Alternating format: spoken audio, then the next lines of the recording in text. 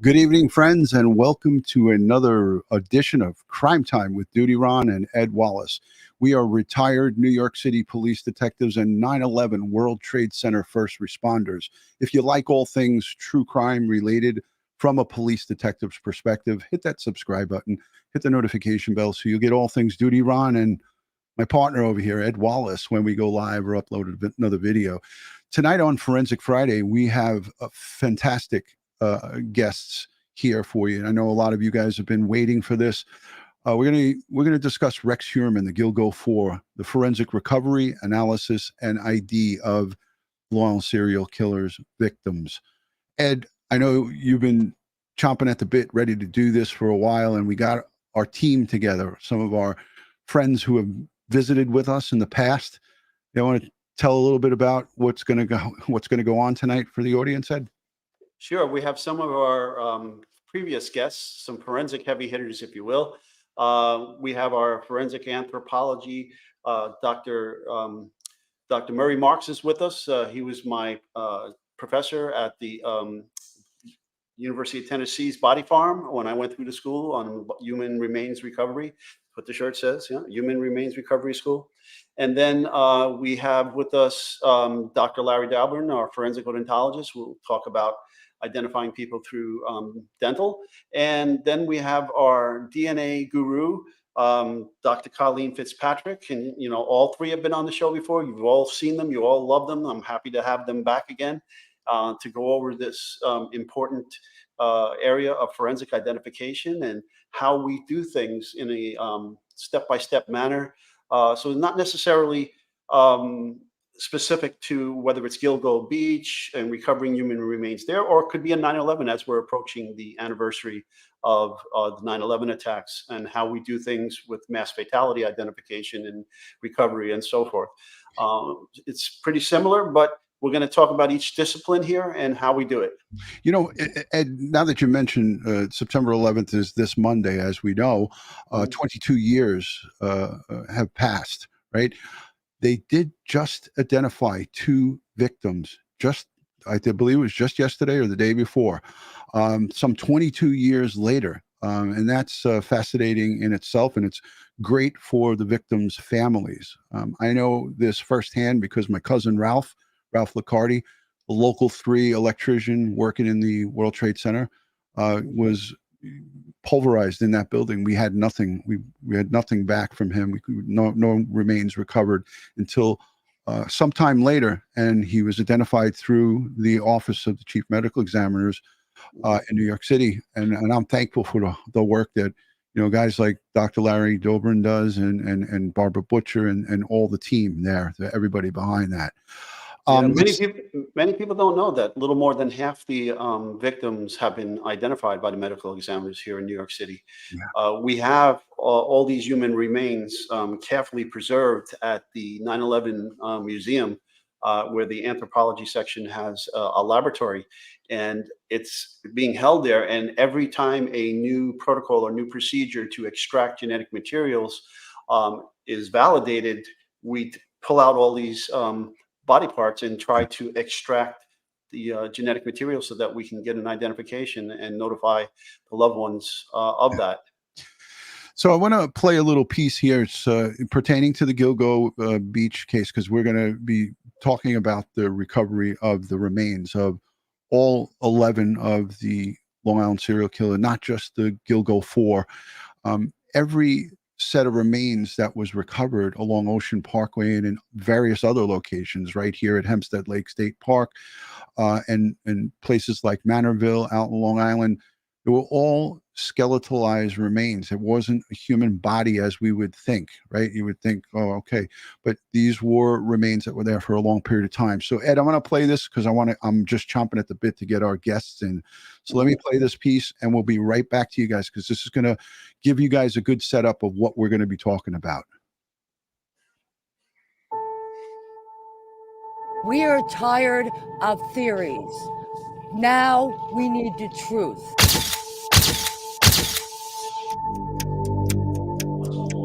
Please keep in mind that this is not an episode of CSI. This is an intensive long-term investigation. You know, we have 2 serial killers. Multiple remains were found in different ways over a long period of time. April 1996. 2 human legs that apparently had belonged to a woman. So if you go all the way back to Davis Park, Jane Doe, you have 4 women that were dismembered in a very particular way. We are on Ocean Parkway. The area behind me is a massive crime scene. The big case that started all of this was the disappearance of Heuermann Gilgo.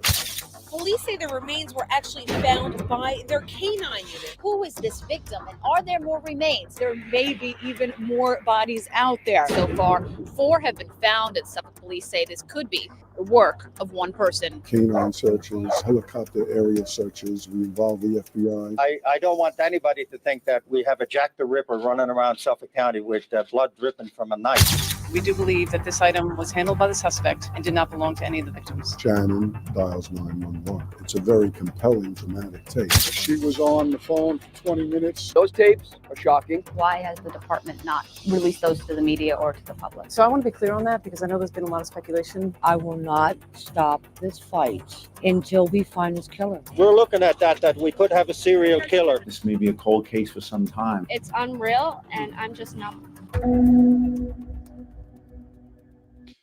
So I'm going to stop it there, Ed, because this is what it's about, the victims' families and those recoveries and the remains to be identified. So I'm going to let you take it from here, Ed, and as you introduce, I will put them on the screen.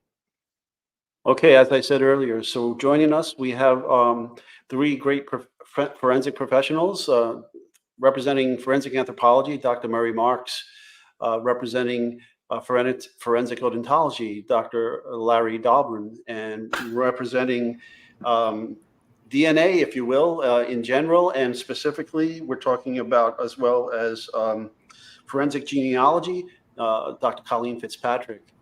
So, folks, thank you for being here again with us and joining us on our show. I hope everybody's doing fine. Yep. Great. Doing real well. Okay, good. No hurricane issues, no droughts or rain or anything like that, because the weather's getting crazy around here. Okay.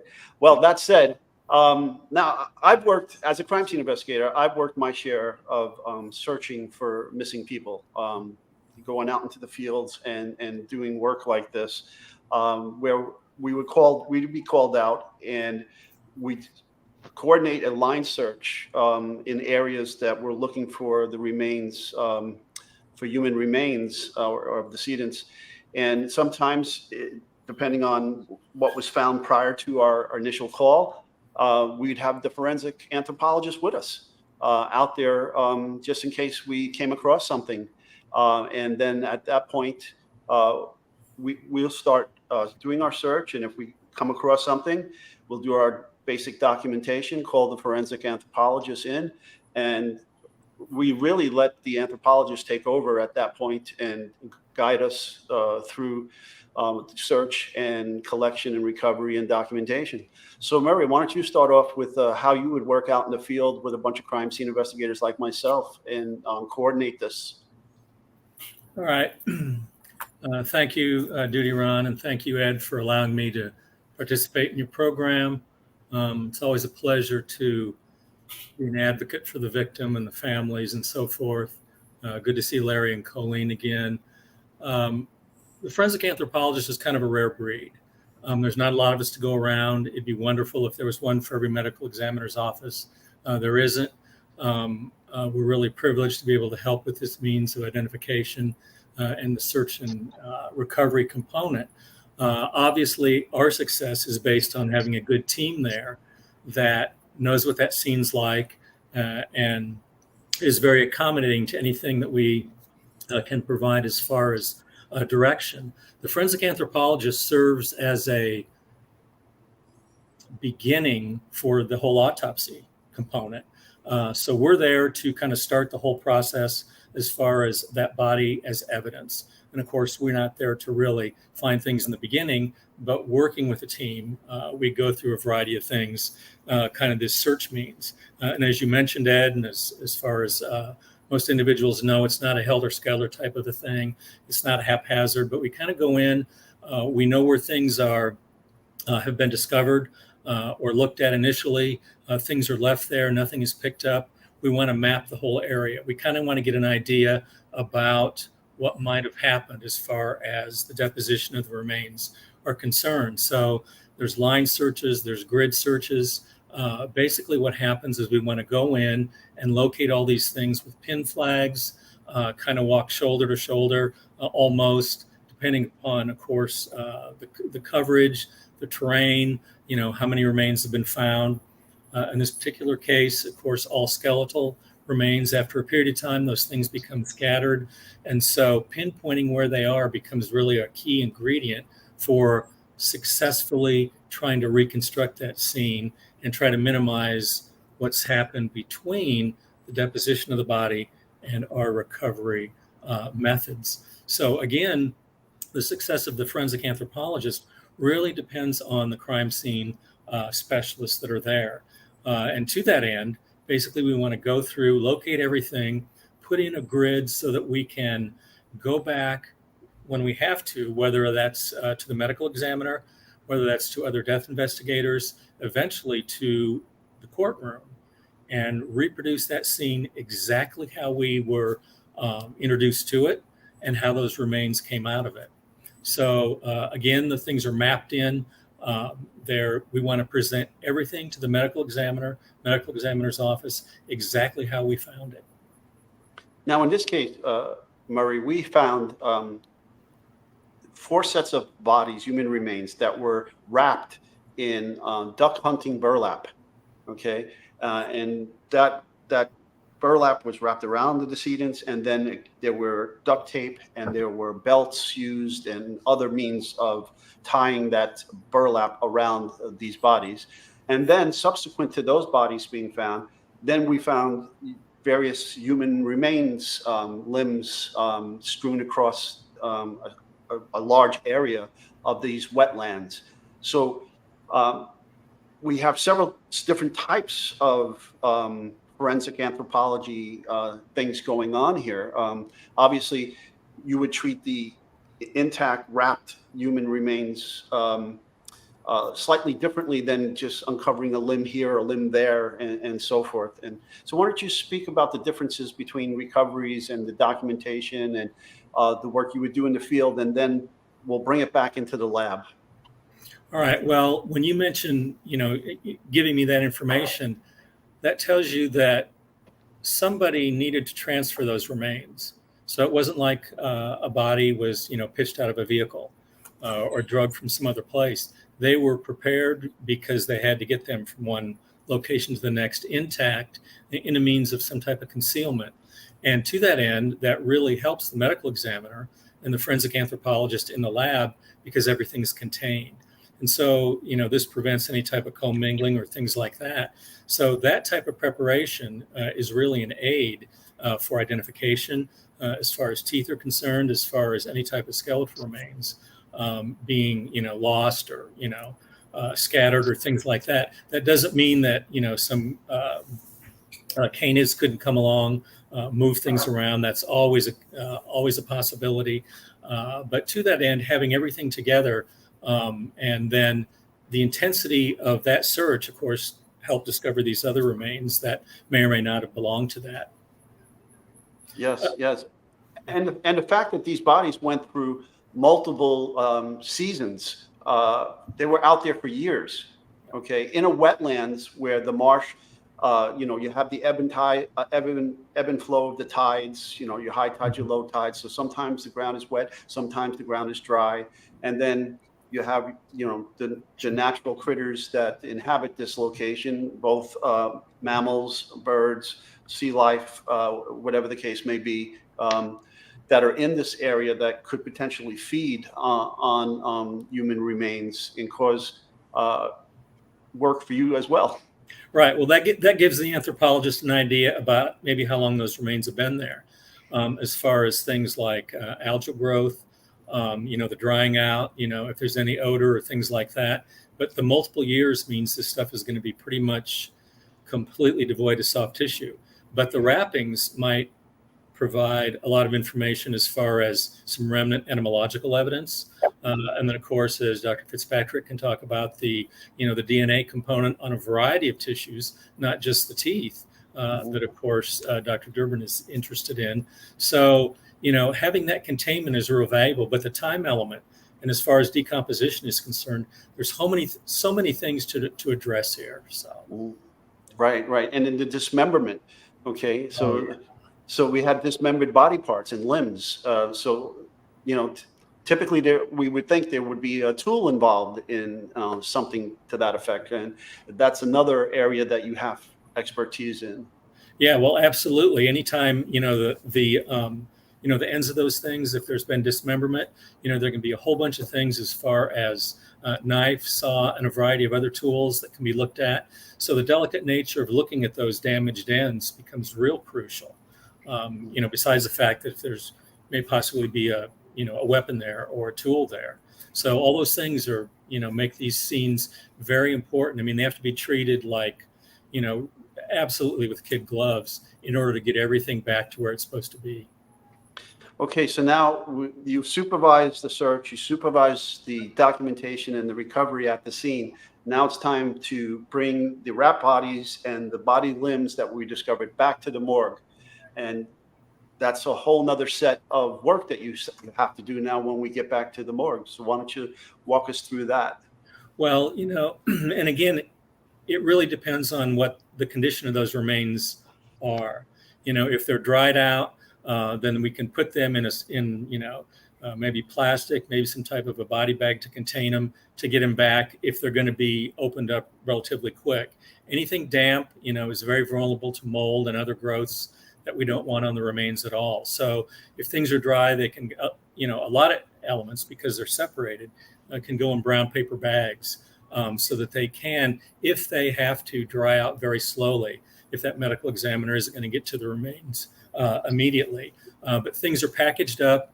The scene investigators, the death crime scene people that are from the medical examiner's office are really in charge of putting that together and getting things ready to take back to the medical examiner for their attention.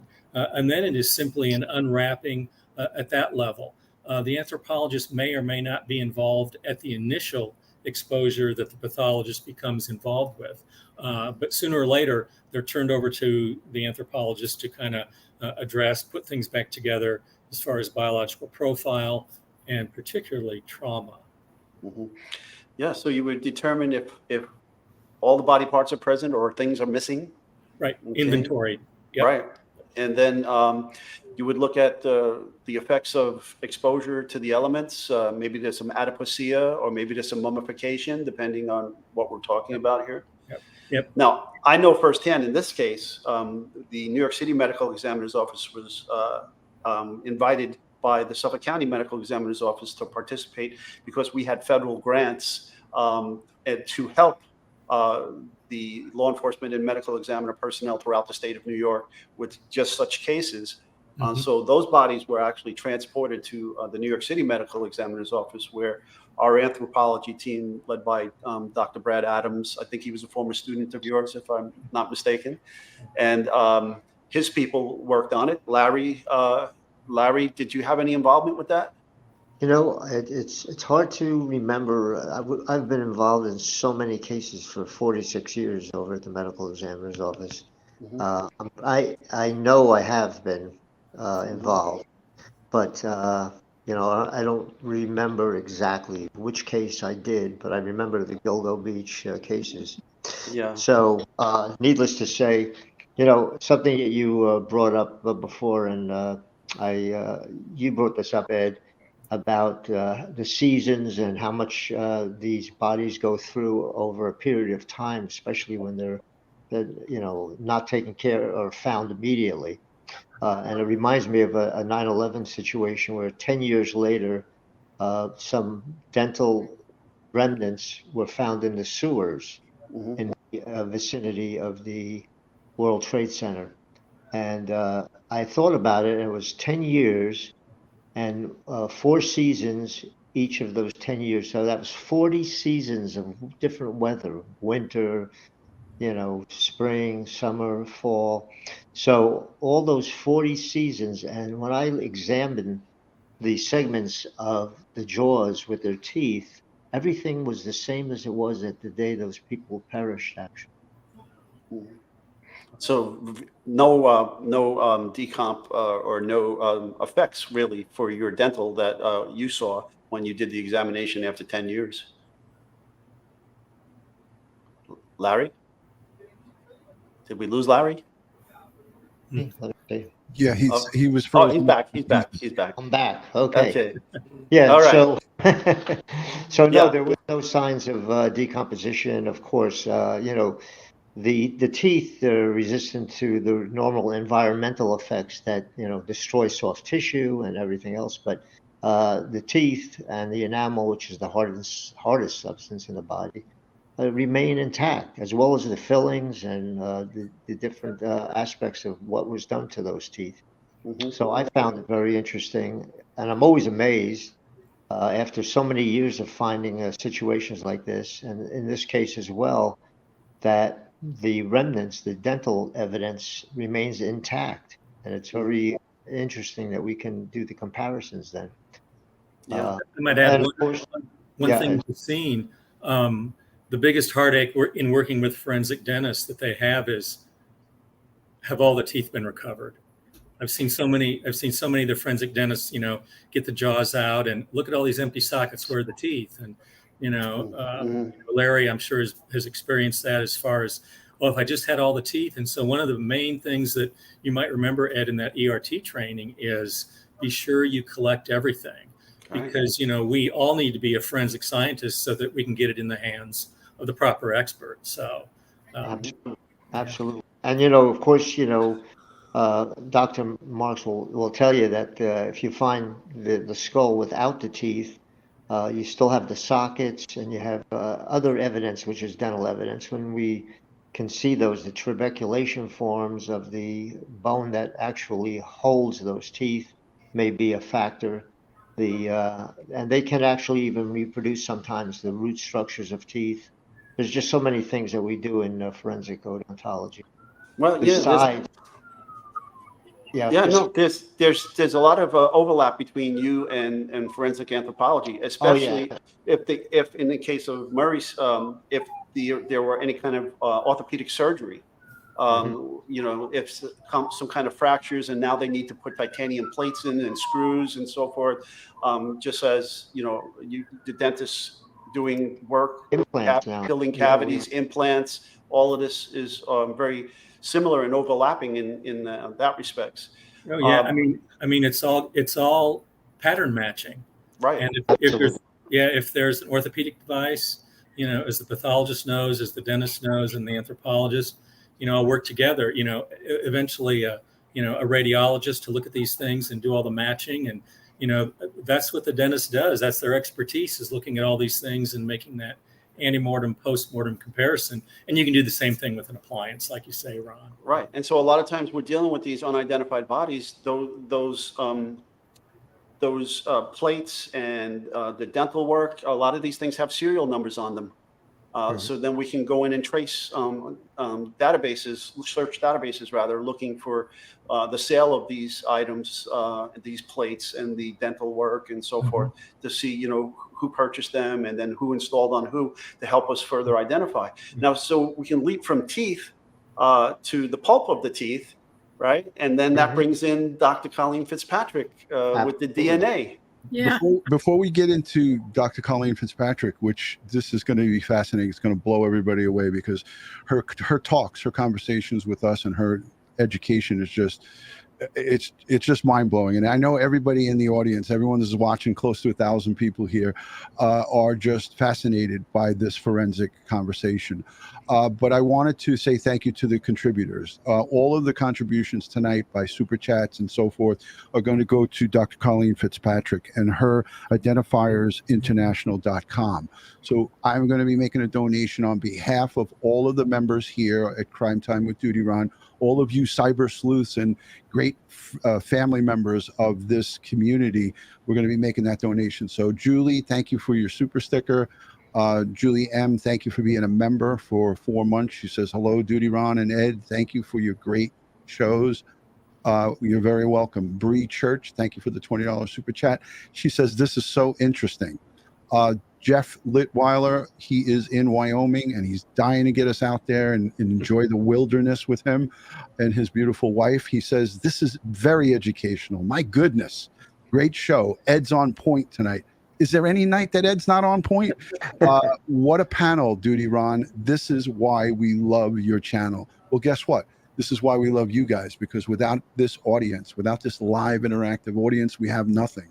So thank you. Thank you so much. Bree Church, thank you for the $10 super chat. She says, show DutyRon and his guests some super chat. Love. Thank you for that. And here it goes. This starts pouring in.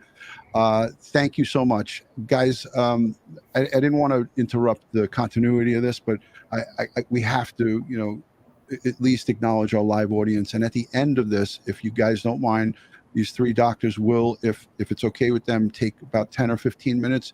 We'll do a little bit of a Q&A where we will ask your questions, the user and the audience generated questions.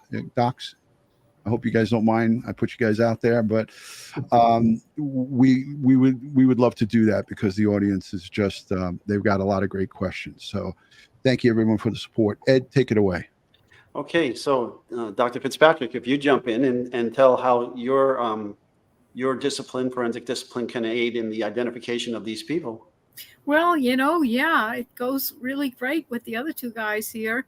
You know, when you have a crime scene or a scene where you have a John or Jane Doe, you know, there's lots of things you can get DNA off of if you're clever. You know, there's soft tissue, there's skeletal remains, and whatever else. You know, Murray brought up that, you know, a body may be transported somewhere. Well, that brings up, you know, you can get DNA from whatever they used. In this case, Gilgo Beach, I believe it was burlap cloth, a burlap sack. And that brings into, you know, not only say DNA you can get from the sack, but in this case, there was hair on the sack, which can yield DNA as well. So of those three items, of course, I don't think there was much soft tissue left. But let me just comment on that. Soft tissue, you know, deteriorates over time. You know, it's not as sturdy as bone, of course. But one of the issues with soft tissue, especially after 10 years, is that a lot of times it's contaminated with bacteria.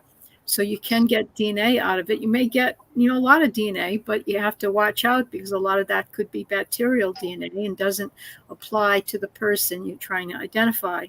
So in general, it's say for unidentified remains, it's good to use the skeletal remains, bones, and teeth. And of those, and this ties into Murray again, the best bone in the body that to yield DNA is the petrous bone, which is right here. But a lot of times it's not used because once you take the petrous bone, you don't have a skull reconstruction. Now, my understanding is you can use 3D printing now to do, you know, to replicate it. But still, I think it's not really, you know, common to use that bone, although, you know, it's right here. It does use DNA. If you have, it yields a lot of DNA. But if you have a femur, that's usually a very good source. If you have molars, that's usually a very good source. And load-bearing bones, which are the, you know, the phalanges, you guys can say the names better than I can. And we've, you know, gotten DNA from, now on the other hand, sometimes you can't get DNA from skeletal remains for whatever reason. DNA is a funny thing. And you could get, you know, we had a case, you know, you can take DNA from a femur, try and extract DNA from a certain area of femur and not have too much luck, move over another half an inch and you get a lot of DNA. It's very sort of chaotic the way the bone matrix is formed. So in general, however, the best bet, if not the petrous bone, the femur and the molars and some of the other teeth.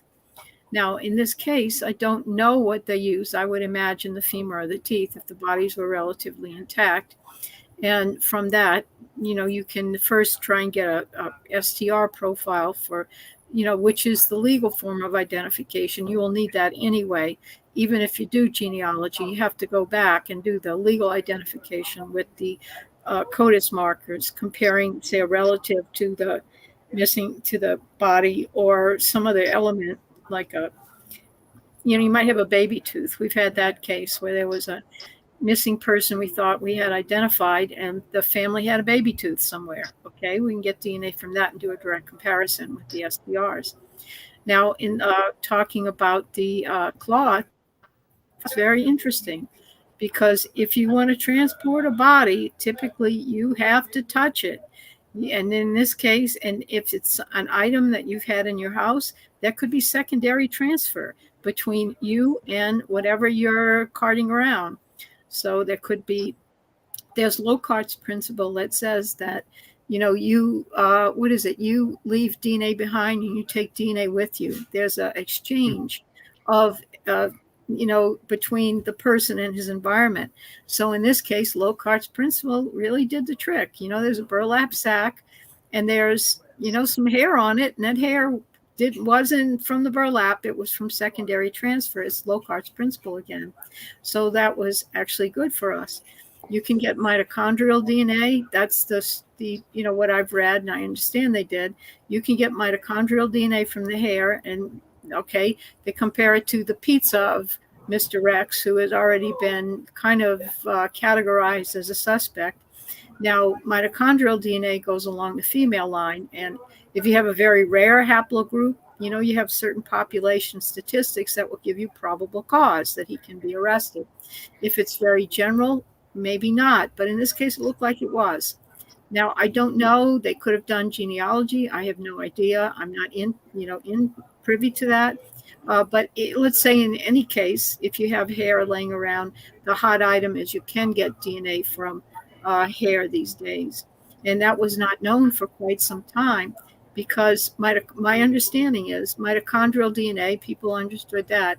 But the fragments of DNA were a lot larger than the nuclear fragments. So that nuclear fragments kind of passed under the radar, and they were not really recognized until maybe, 5 years ago or more. Mm-hmm. So now that you can get those fragments, then you can do genealogy on hair now, the DNA that comes from hair. It's tricky, but you can do it, and certain specialty labs take care of that. So in this case, though, they say they did the mitochondria, which is fine enough. It was rare enough to identify Mr. Rex Heuermann. I call him Mr. Rex. It's easier. So, the crime scene is actually, you think about, he left semen or blood at the scene of the crime. Oh, we're going to get him. But actually, there are quite a few sources of DNA you can discover. One of my favorite ways to get DNA from anything is with the MVAC, the little vacuum cleaner. Maybe they vacuumed up the burlap bag. Maybe they vacuum up, the victims in this case didn't have any clothes. There were skeletal remains. I think there were clothes found. I think Shannon Gilbert had clothes, but they had her remains, so they used that. But you could, vacuum the clothes and maybe get DNA off of that if they were available. Mm-hmm. So, DNA is like abundant. It's out there, and it's a very, I think, it's a way, it has to be consistent with everything else. It has to be consistent with the odontology. If you make the ID, it has to be consistent with what the anthropologist says. It's it can give you let's say we call it an investigative lead, but that is a very important piece of information pointing to a certain person. And then you have to seed it within all the other information you have about that person to make it consistent. In this case, the victims did it. In the case of Mr. Rex Heuermann, that worked out. And now I understand they're working on the 3 remaining victims. Those are hard because, first of all, Peaches is African American. The databases don't have as high a percentage of African Americans as Caucasians. And the genealogy tends to be hard, a little more chaotic. With more single parents, it's a looser family structure than, say, other ethnicities have. There's differences. And then the Mr. Asian guy that's left, that's going to be pretty tough because there aren't a whole lot of Asian people in those databases. But, we keep trying, and, there's possibility of reaching out to potential relatives or distant cousins. That is done on occasion. It's called, they call it target testing, but it sounds a little extreme if the police come and say, can I target test on you? No. Oh, my God, no. It sounds bad. So now it says, would you voluntarily take a DNA? We say it different, right? Yes. And so that will help kind of guide the genealogy into the certain corner of the family tree, and lead to, maybe, a closer cousin, and then you can work your way down. So those three, the baby, Peaches, the mom of the baby, and Mr. Asian guy, those are the tough ones. The other four, I think they were all Caucasians, I believe. Mhm. Not sure. Wherever. No, Jessica, was she? Anyway, I'm sort of not read up on that part, but I see Maureen and Megan and Valerie. Yeah, those were probably easier to solve. Jessica, they're probably easier to solve than the ones that are remaining. So that's kind of my spiel. Yeah. Now, one of the victims was just recently identified using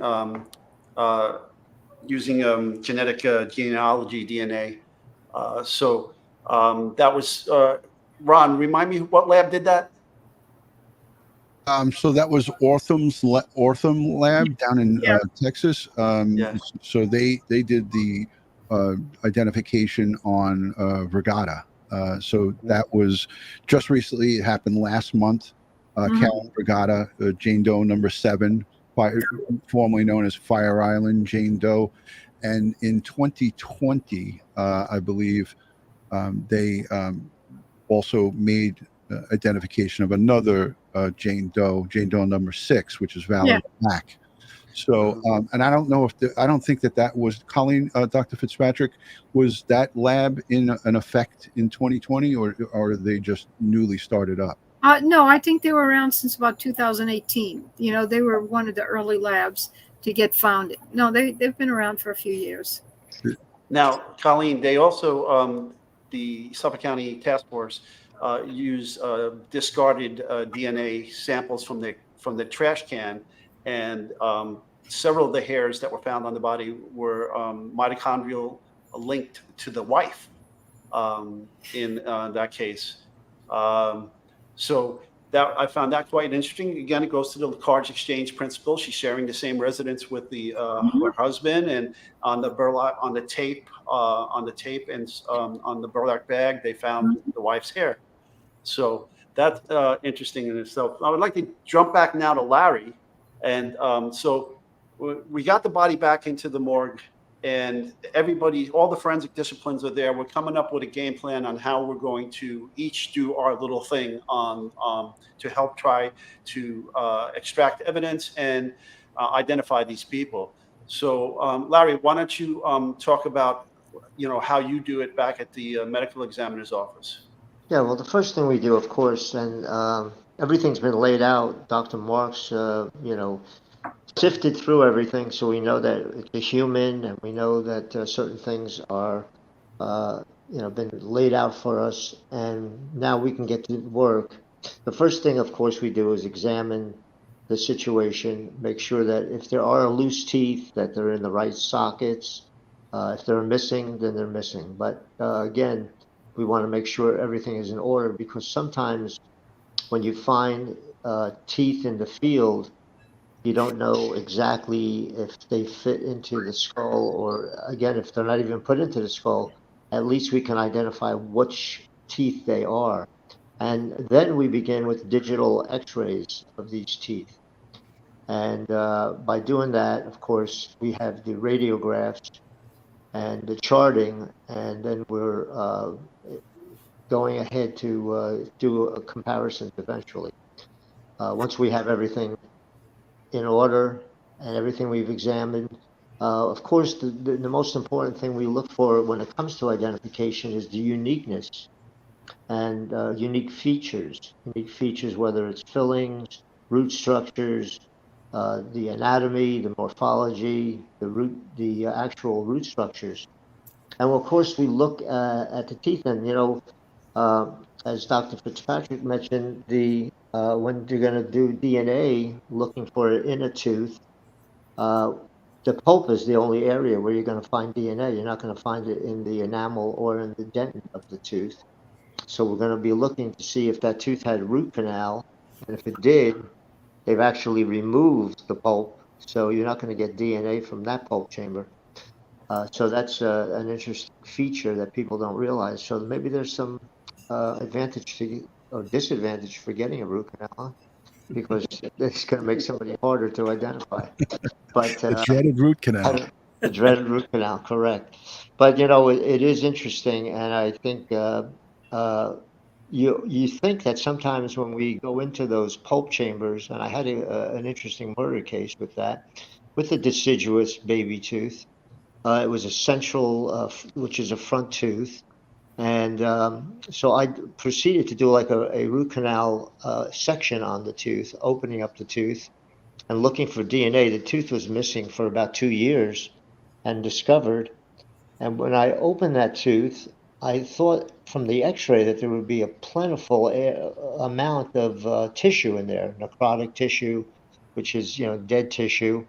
And of course, it would be easy to do some DNA on that. But I looked and there was nothing. And I was like, oh, no, I can't believe this.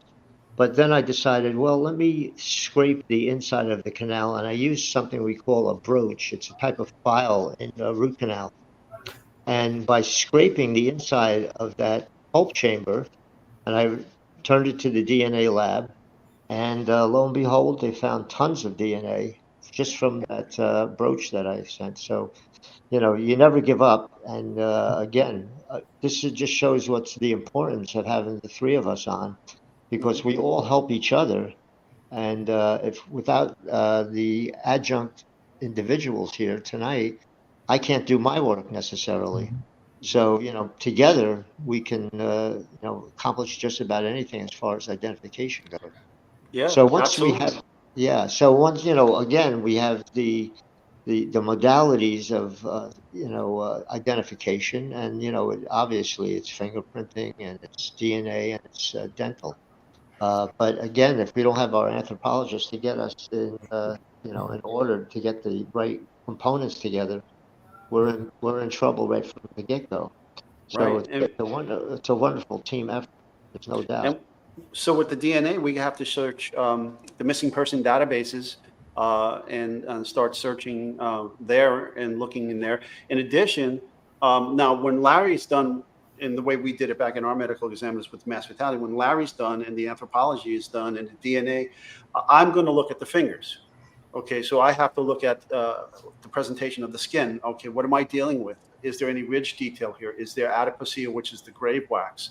Or is there mummification? Now, if there's mummification and I can still see some ridge detail, because a lot of times, you're talking about bodies that have been out there 10 years and cycled through all these seasons for 10 years and indigenous wildlife. And so sometimes the critters get to the fingers and they've eaten away at that, and now I'm left with nothing. But if we have mummified with some ridge details, even though the skin is dried, sometimes I can rehydrate that skin, or I'll put a tourniquet on it and I'll inject filler into the finger, into the digit, and try to plump up the fingers. Now, another technique that we've used is that we can pour boiling hot water on the hand, and you will see the hand plump up, and then I can dry the hand off quickly and then try to ink the hand, or I could put a little oil like Pam cooking oil on the ridge details and then roll those prints onto the paper card and process it with magnetic fingerprint powder. There's a number of different techniques that I use to extract fingerprints. Now, again, sometimes, I'm going multiple layers into the skin, but yet there's still ridge detail several layers down that we can potentially identify. Sometimes the slough of the skin, the entire skin comes off the hand. But if there's still detail there, if the ridge detail is still there, then what we can do is sometimes put a glove on our hand, and then, believe it or not, the skin can sometimes make a glove that we can put our hand into, and then roll the fingerprints that way using ink and so forth. So there's a lot of different techniques we can use to try to get the fingerprints from these decedents. Now, in addition to that, especially with the skin, because several of these victims, the skin was badly decomposed, what was left of it. And our special ops team used their infrared camera to pull out a tattoo from the decomp skin that you couldn't see with your naked eye, but under infrared photography, they were able to get the image of the tattoo on the skin. But the skin was badly decomped, okay? And as you said, you know, in those environments, you got opportunistic bacteria, you have mold, you have fungus, all kinds of things that are working against us with that skin. Oh, so we've been going at it for quite some time now. Ron, would you like to open up some questions? Absolutely. I want to go to the audience. So hashtag, you could just make it easy. Colleen, hashtag Murray, hashtag Larry, hashtag Ed, or hashtag DutyRon. Or if you want to get crazy, you could put everyone's hashtag in. Just put the hashtag in the chat and your question. Let's keep it pertaining to the topic, not other cases, not anything outside of this conversation that we're having here. But while we're doing that, I wanted to just say, Dr. Fitzpatrick, I did a little bit of research and watched some of your previous interviews that you did. I understand that you've been on several game shows like Wheel of Fortune. Is there any truth to that, or is that Yes, I lost on Jeopardy. Interesting. I have a couple of friends who have gone on, a couple of game shows, and just a lot of fun. But I just thought that was an interesting, fun fact about you. Thank you. Also, your very first case that you solved using genetic genealogy was in 2015.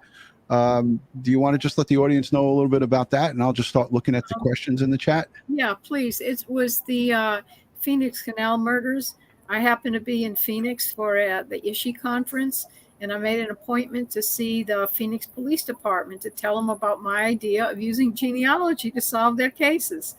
Very forward-thinking people. They thanked me. I was going to use Y DNA, the male DNA, compare that to the genetic genealogy databases to come up with a last name. And I could do that because they use the same markers. The forensic and genealogy people use the same markers. So it wasn't necessary to transfer any DNA or use up any DNA. They had the Y profile already. So they eventually gave that to me. I compared it to the genetic genealogy Y DNA databases, which was a big deal at that time. The SNPs hadn't really kicked in so much yet.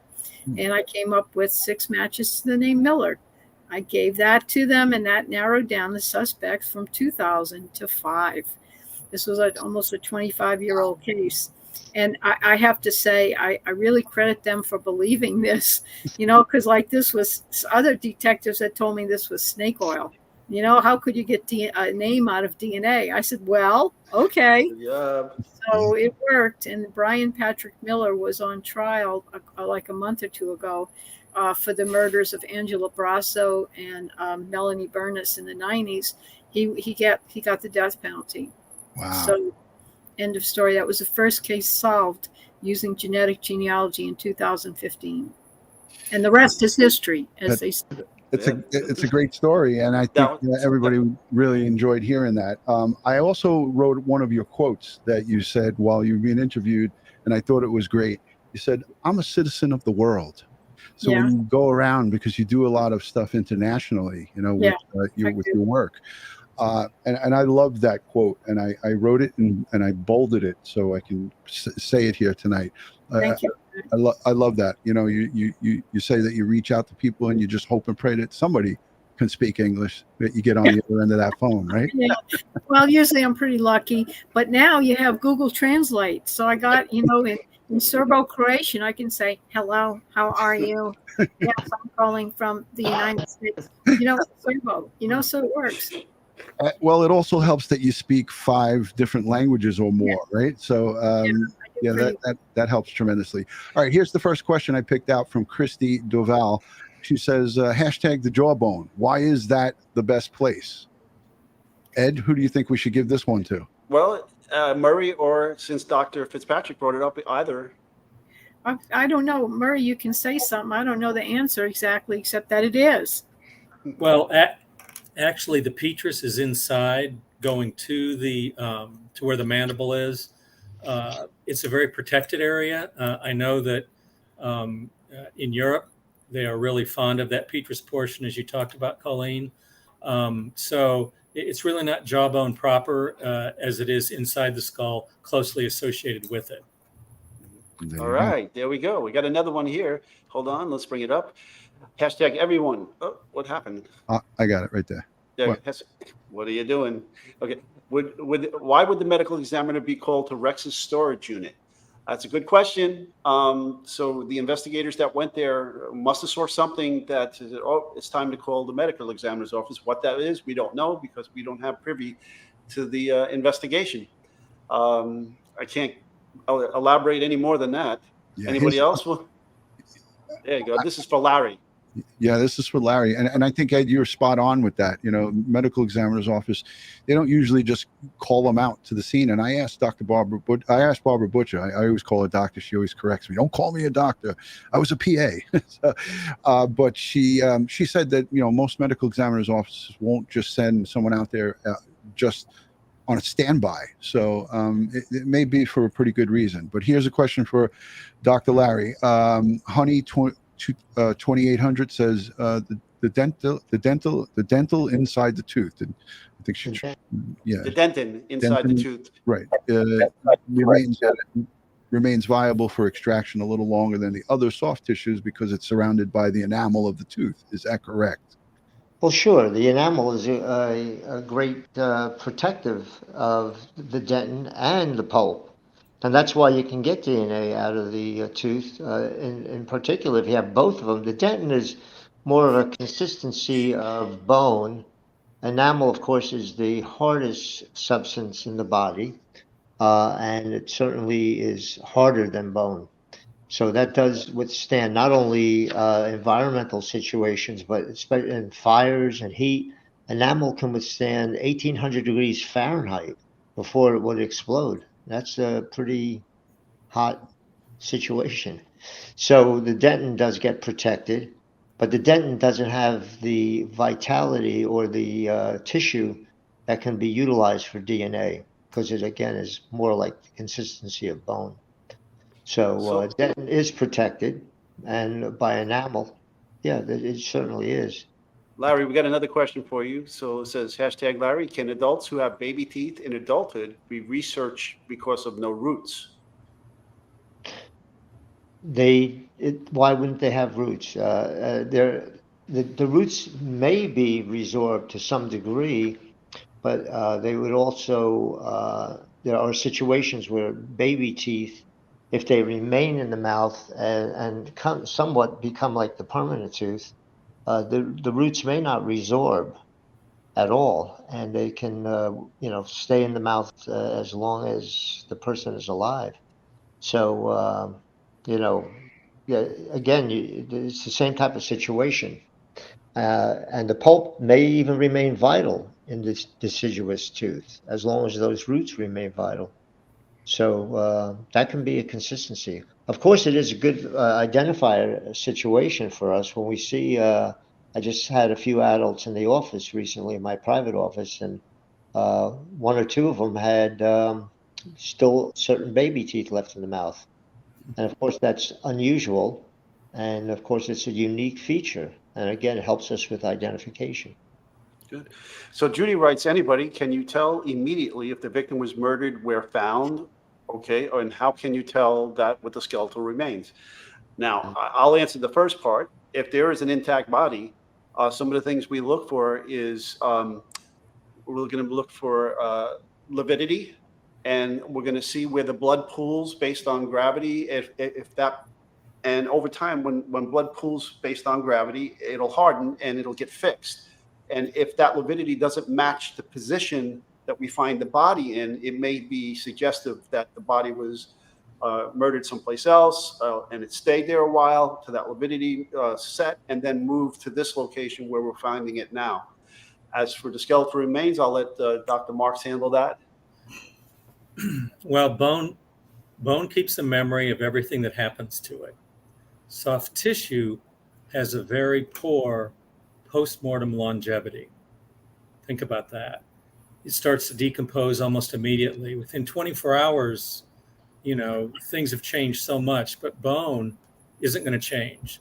unless the critters scattered or gnawed away or things like that, as Ed mentioned with the fingertips, that bone is going to keep a memory of ballistic, sharp force, blunt force. Any of those breaks are going to be around for years. And it's really hard to kill somebody and not impact the bone. The bone is going to keep that memory. And that's what the anthropologist uses. Okay, I get Debbie Carroll here. All panel members. Okay, so she's asking what drew us to our fields of expertise. So ladies first. Actually, I was not drawn. I invented it. So people ask me, how did you get into this? I didn't. I invented it. You know, I wasn't reading about it and said, oh my God, I want to do forensic genetic genealogy. No, it didn't work that way. So I started with Y-DNA. I just had an idea one day in 2011 to go to the Seattle Police Department and say, hey, I have an idea to use genealogy to solve your cold cases. And they almost laughed me out the room. Well, who's laughing now, right? So, the rest is history, as they say. It just, an idea occurred to me. I worked on it. I followed it through, and it worked. Now here we are today. Okay, Murray, you're up. Well, I went into anthropology because I never wanted to go to work. And really, it's all been fun. You know, Edison said, I never worked a day in my life. And I can say the same thing. Every skeleton is different. And then every forensic situation that gets you that skeleton is different. And I think, you know, we're all born with an identity and we all have to die with one. Okay. Okay, Larry, you're up. Well, 47 years ago, I was starting in a dental office. I graduated dental school. Didn't have any money, but there was a young police officer who decided to give up his police officer position to run for sheriff of our county. And he was looking for some work. And I said, I need a cheap painter, construction guy, because I don't have much money. And I'll hire you while you're running for sheriff. And when you get done, I'll do some identifications for you and we'll see if we can get together. And lo and behold, he was the sheriff for 42 years before he passed away. And right after, you know, that situation, again, he got me involved in forensic dentistry. He started bringing me cases where they couldn't identify somebody. And then I began my trip into courses and going for my certification and diplomat status. And then it kind of snowballed into other fields of child abuse evaluations and all kinds of stuff in the forensic dental field. And here I am, 47 years later. All right. Thank you, Larry. So as for me, for those of you who are old hats here, you know that I started my life off in architecture and was going down that road. And I had 2 generations of family of mine that were NYPD prior to me, and then wasn't feeling fulfilled in architecture. And so I joined the police department. Now, as a rookie in the 70 precinct in Flatbush section of Brooklyn, a new lieutenant came into the command from crime scene. He was a detective there and then a sergeant there. And then, you know, getting conversations back and forth with him. And, you know, he found my attention to detail in my work. And he said, you know, you'd be a good crime scene investigator. Then he started giving me books about crime scene investigation. His name was Lieutenant Taylor. I remember him very well, and he started me down the road to forensics. I read those books, and I couldn't get enough of them. And then I started taking non-particular courses in various forensic disciplines and padding my resume, and I applied to the crime scene unit and got picked up. Fantastic, Ed. And I'll go last because mine is probably as boring as anything that you guys could think of. But so I always wanted to help people when I was growing up. I cut my elderly neighbor's lawn. I always looked out for people on my block in my neighborhood. So I was like the neighborhood mayor. At 17, my younger friend was murdered on my block down the street. One night, stabbed to death at the bottom of my street. And it just clicked right then and there. I said, I want to be in law enforcement. I want to go and I want to hunt evil. And that's what made me apply to the Fugitive Enforcement Division where I retired from. But I started out as a patrol officer, just going out there and fighting crime. So my thing is pretty simple, my story, and that's how I got into law enforcement. All right. So I think we've taken up an hour here with all three doctors, and a great session. I want to say thank you to all the doctors for their participation. I hope our audience gathered a lot of knowledge today from this presentation. Ron, you have anything to say? I just want to thank all three of our fine guests here. You guys and gals are doing God's work out there, and you continue to educate. Dr. Colleen, again, all of the donations that came in here tonight at the end of the show, just as I did the last time, I'll be I'll first send you an email, and you could just tell me exactly what you want me to do with it. And again, I want to thank our live audience for making this a really classy place. The questions that you ask, the conversations that we continue after these live streams are over, they're phenomenal. And Dr. Murray Marks and Dr. Larry Dobrin, you guys have been on, and Colleen, with us time and time again. Anytime we call you guys, you always say yes. And that's what we love about you guys, is that you're here for us when we want to do these educational live streams. So on behalf of Ed Wallace and Crime Time with DutyRon, we want to thank everyone who joined. We want to thank all of the replay viewers, because thousands of you guys will watch us after this is over. Thank you for the engagement down below. And like I said, keep on asking those questions, because education is priceless. When you can learn, there's so many people that talk about these things out there, but when you have the people who do the jobs come on and explain it to you like this, there's no price. You can't put a price tag on it. So thank you so much. Thank you. Okay, thanks for having me. Thank you for the you. donations. Thank Thanks. Nice to see you guys again. Okay, All right. take care. You all. Everybody Thanks. have a great weekend, and good night from Ed Wallace and DutyRon. Thank you. All right.